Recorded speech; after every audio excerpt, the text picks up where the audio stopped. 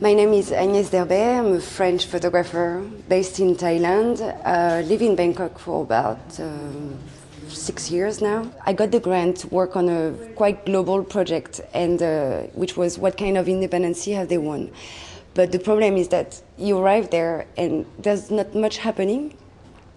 And I didn't want to do just an essay on poverty and take pictures of poor people, because it was not the most relevant way to say something about East Timor's independence. So finally, I arrived there and I had only a few contacts, and I met people. Had interviews with the World Bank, with the UN, with NGOs, with journalists, with local people with whom I could speak in English.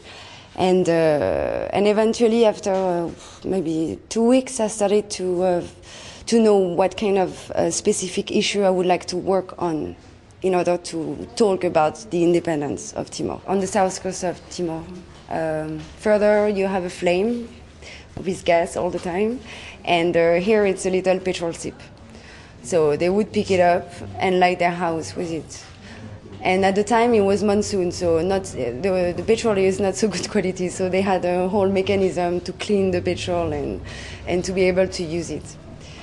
These people were people living in Hera, which is not far away from the capital Dili.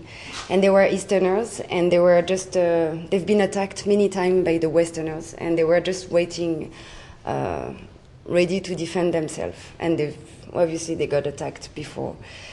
The problem is that I met a journalist last April. The picture was taken in 2006, right? But I met a journalist last April. He was like, "Wow, I found a village. They are completely pro Reinaldo, with the leader of the Westerners."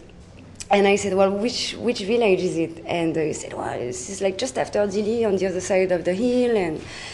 And I was like, well, actually, I'm not sure that the whole village is pro-Reinaldo. I think it's because all of the people from the east are now all living in camps.